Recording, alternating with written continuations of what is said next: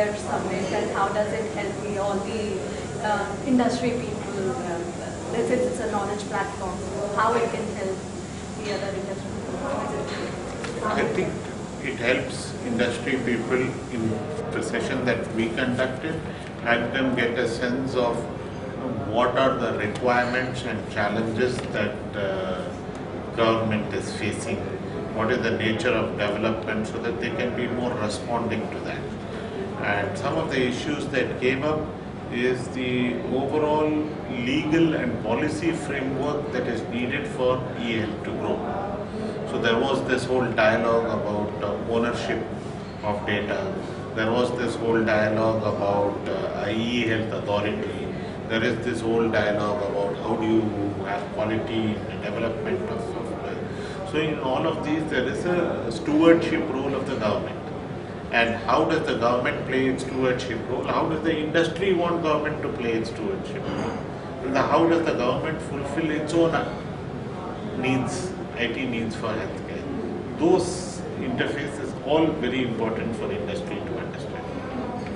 Sir, IT and healthcare go hand in hand, yet there is a challenge of adoption of IT in the healthcare industry.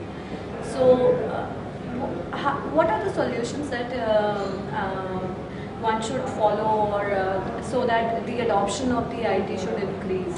See, IT should be integrated into the heart of the business process.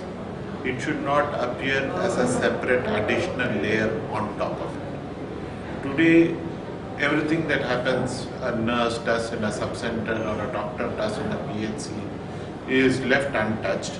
But now they have an additional task of, after they have finished the day's work, to enter all the data in. And that data goes up into a black hole from which they get no feedback. So it's an additional burden without any commensurate gain. That doesn't work.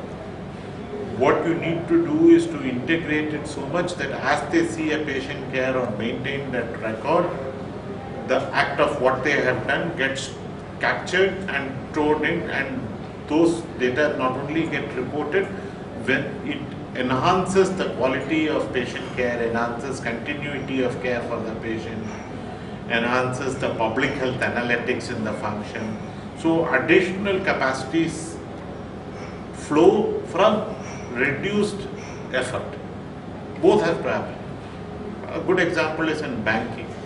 It's not as if the bank clerk was asked to do all his transactions and give the money, and then at the end of the day convert everything and enter it into a thing. It won't happen. But you have something called an ATM today, which has transformed the way banking is done. And the act of withdrawing money is itself the data generation, and the act of doing are not separate activities but a singular activity. That, I think, has not happened in healthcare, where partly because the only use they are making of it is monitoring. Monitoring is important, but it should be a collateral of enabling providers to provide better quality of care. That shift in the way of thinking about it is what was being highlighted. Why is open source important? Because open source is important because the software will forever have to remain dynamic. It will keep having to change, requirements change, not only objective, even subjectively. The moment I have an IT and I'm used to using it, then I think of other uses for it, which I can't think before I use it. So in some sense, the software has to be continuously in a state of development. Sir, I was talking in the previous interviews, I was talking to the doctors also. So I have come to know that doctors say that they themselves feel hesitant to use IT with their work or with their regular work. What is the reason that they feel skeptical of using the IT within their work frame? Because of this, because it's an additional burden without a commensurate gain. And how do you make it a commensurate gain? What does a doctor want? One has to sort of get what needs of his you fulfill, how you reduce. So patient wants, the next time patient comes, you want to look through that case record, then you want to be able to retrieve it. You want him to be able to specify what level of granularity of data he wants. If the level of granularity is preset, then you may be making him do a lot of things he doesn't want to. Let me give you an example. I see 30 outpatients. I'm a clinical doctor, I'm a professor of medicine. I teach, I have an outpatient. Let us say I see 30 patients in an hour. There is one patient who has come, some common cold, some one particular wheeze. I have given him a tablet and that's it. He may not come back to me again. I'm not really worried.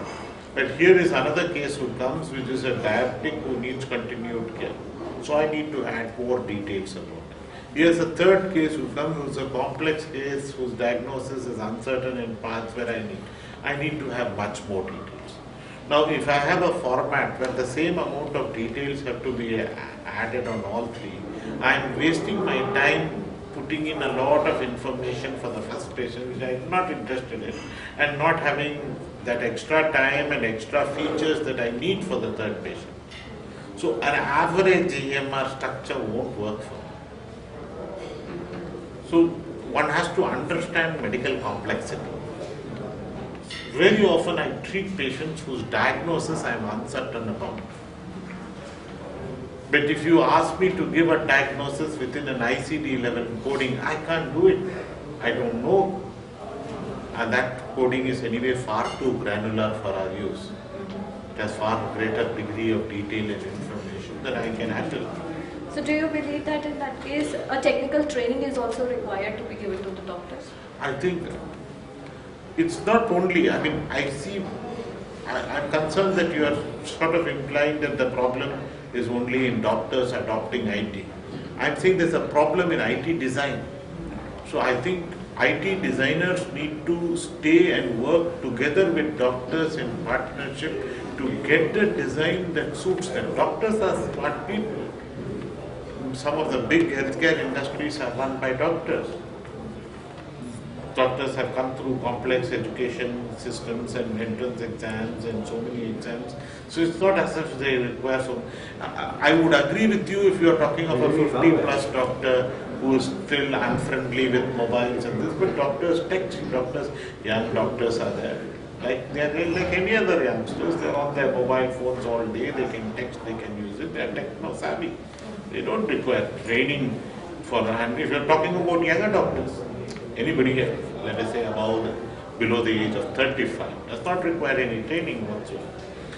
But it's actually a misfit in the design. It's a design issue, and the designs are not really worked long enough in understanding the business process at the provider level. They do understand it at the management level, but the management perceptions of what the provider needs is not necessarily the last word on that. They have to actually work, and the management will get its information needs only if they are satisfied that the provider is adequately enabled in doing their care better and it's integrated into their process, and reporting is not a separate act from doing care. So what is the scope or the future do you see of the healthcare and the IT going hand in hand? It's going to grow. It's going to grow. It's going to become much more integrated. I mean, in fact, some of the best systems where IT is best used, you don't refer to it as IT at all. For example, you see the dial 108 services. You ring up 108. If it is a fire, it will go to one place, police one place, but if it's a medical emergency, it goes to one call point. From that operator, ambulance is dispatched in 30 seconds. The ambulance arrives, there's a telemedicine link up, and then the information is fed back, the paramedical is fed back, the call, the trip is completed, it records again, and it's ready for the next release. This is a huge, every state now has such a call center and has an ambulance. Nobody talks of it as an IT achievement, though in fact it's an IT achievement, because it's so well integrated with the business process that the IT is not the separate achievement, but it is. And so you will have an achievement in primary care which has an IT basis, or in secondary care, but you won't have an IT achievement. Where the achievement is really an achievement, the IT may be hidden in the heart of the process rather. So I will have many, see the Tamil Nadu Medical Services Corporation system. So ask them what it is, they will tell many things. IT is one of it. And it is an IT achievement, but it's not only an IT achievement. And in healthcare, you will never have only IT achievements.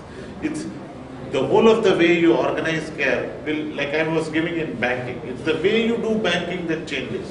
It's not just the way you apply IT on banking where you assume all the other processes of banking remain the same. But therefore I'm saying IT use will increase exponentially, but it will transform the way healthcare is done, but healthcare will also transform the way IT is done. Currently, I think the Indian, there are good moves towards it, like we saw presented in this session.